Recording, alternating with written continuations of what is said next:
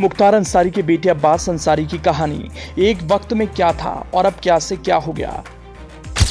निशानेबाजी से कभी देश का नाम किया रोशन, लेकिन वक्त ऐसा आया जब राजनीति से अब्बास को हो गया प्यार। ओलंपिक में अब्बास अंसारी जीतना चाहता था देश के लिए गोल्ड मेडल, ऐसा हुआ नहीं। पिता के नक्शे कदम पर चलकर संभाली राजनीतिक विरासत। अब्बास ने निखत से इस अंदाज में की शादी, यूपी पुलिस ने वायरल तस्वीर देखी तो हैरान रह गई। सुप्रीम कोर्ट की इजाजत से अभी अब्बास अंसारी गाजीपुर में हैं। पिता मुख्तार अंसारी को मिट्टी तो नहीं डाल पाया, लेकिन अंसारी परिवार की मेहनत से अपने पिता मुख्तार की कब्र पर जाकर फातिहा पढ़ पाया। 12 अप्रैल तक अफजाल अंसारी गाजीपुर में रहेंगे और अपने परिवार वालों से जेल में मैनुअल के हिसाब से मिल सकेंगे। इस दौरान अब्बास अंसारी कोई मीटिंग नहीं करेगा और कोई इंटरव्यू भी नहीं देगा। 13 अप्रैल को अब्बास अंसारी को वापस कासगंज जेल ले जाया जाएगा। अब जानिए अब्बास अंसारी की वो एक्टिविटी जिससे उसे मुख्तार का वारिस कहा जाने लगा। 12 फरवरी 1992 को जन्मा अब्बास अंसारी सुभाषपा से मऊ सीट से विधायक है। एक वक्त था जब उसका नाम शूटिंग की दुनिया में गूंज रहा था और उसकी भारत के भविष्य के सितारों में गिनती होती थी। वो खुद भी ओलंपिक मेडल के सपने देखा करता था। अब्बास शॉटगन शूटिंग करता था और उसने कई चैंपियनशिप में मेडल भी जीते। बाद में उस पर गैर कानूनी तरीके से हथियारों का जखीरा रखने का आरोप लगा। साल 2005 में मुख्तार अंसारी जब जेल गया तो अब्बास की उम्र सिर्फ 9 साल थी। अब्बास की स्कूलिंग उन दिनों गाजीपुर शहर के सेंट जॉन्स स्कूल में हुआ करती थी, लेकिन मुख्तार के जेल जाने के बाद अफसा पर सबसे बड़ी जिम्मेदारी बेटी की परवरिश की थी। तब अफसा अंसारी ने गाजीपुर में न रहने का फैसला किया। अब्बास और उमर के साथ वो लखनऊ में रहने लगी।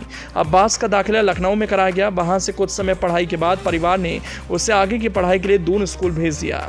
मुख्तार निशानेबाजी में पारंगत था, ऐसे में टैलेंट बेटे अब्बास में भी आया। उसने शूटिंग में हाथ आजमाया और वो बड़ा निशानेबाज बना। नेशनल लेवल पर नाम भी कमाया। घर वालों को इस बात का भरोसा था कि अब्बास नाम करेगा। 2011 में अब्बास अंसारी ने निशानेबाजी की शुरुआत की। 2012 में फिनलैंड में हुए जूनियर वर्ल्ड कप में शामिल हुए, जहां अब्बास अंसारी ने दुनिया के टॉप 10 स्कीट शूटर्स में जगह बनाई। 2013 में 55वीं नेशनल शूटिंग चैंपियनशिप के स्कीट इवेंट के जूनियर वर्ग में अब्बास ने गोल्ड मेडल जीता। इसके बाद वो सीनियर लेवल पर भी गोल्ड मेडल विजेता बना।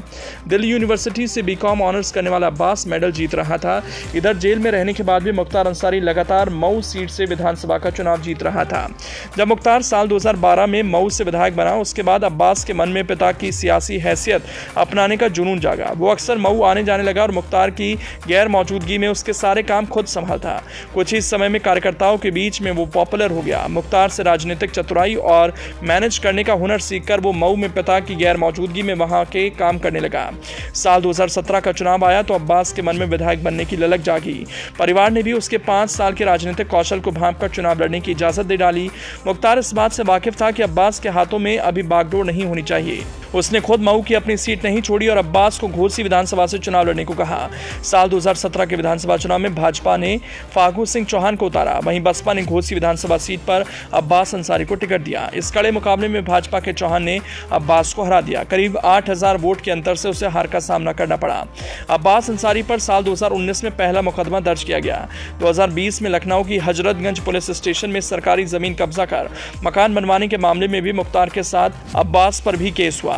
गिरफ्तारी से बचने के लिए अब्बास फरार हो गया और लखनऊ पुलिस ने 25,000 का इनाम घोषित कर दिया। इधर पुलिस की नजरों से बचकर अब्बास अंसारी ने जयपुर में निकाह से निकाह कर लिया। इस आलीशान शादी में घर परिवार, नाते रिश्तेदार के लोग शामिल हुए। शादी की तस्वीरें सोशल मीडिया पर वायरल होने के बाद पुलिस हैरान रह गई। साल 2022 में सपा और सुभाषपा का गठबंधन हुआ। सुभाषपा ने इस सीट पर अब्बास अंसारी को टिकट दिया। यादव, मुस्लिम और पिछड़ों के समीकरण के सहारे अब्बास की मजबूत स्थिति कही जाने लगी। ये सीट मुख्तार अंसारी की थी। ऐसे में अब्बास को और भी राजनीतिक फायदा मिला। इस चुनाव में अब्बास अंसारी ने भाजपा के अशोक सिंह को करीब 39,000 वोटों से हरा दिया। लेकिन इसी चुनाव में हेट स्पीच और आचार संहिता का भी केस अब्बास पर दर्ज किया गया। साल 2022 के चुनाव प्रचार के दौरान ही अब्बास अंसारी ने अपने भाषण में अधिकारियों को देख लेने की बात कही। अब्बास ने अपनी स्पीच में मैसेज दिया कि योगी सरकार की सत्ता से विदाई के साथ ही अधिकारियों के एक्शन का रिएक्शन दिया जाएगा।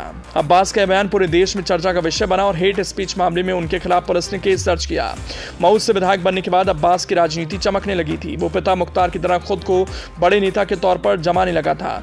स्थानीय चुनाव हो या छोटे आयोजन, हर जगहों पर वो बड़े रौब और काफिले के साथ जाने लगा था। खुद को मुख्तार के नक्शे कदम पर स्थापित करने की योजना पर काम करने लगा। इस बीच आजमगढ़ लोकसभा के उपचुनाव में अब्बास ने धर्मेंद्र यादव का प्रचार किया।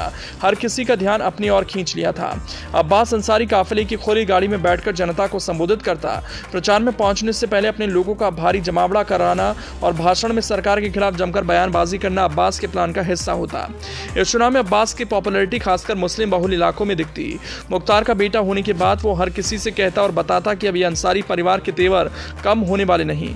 बहरहाल एक बार फिर से अब्बास अंसारी जब गाजीपुर आया तो जो अंसारी परिवार का समर्थक है उसकी जुबान पर यही सवाल आया, अब्बास अंसारी अपनी राजनीति को रफ्तार देने के लिए किस रास्ते को अपनाएगा।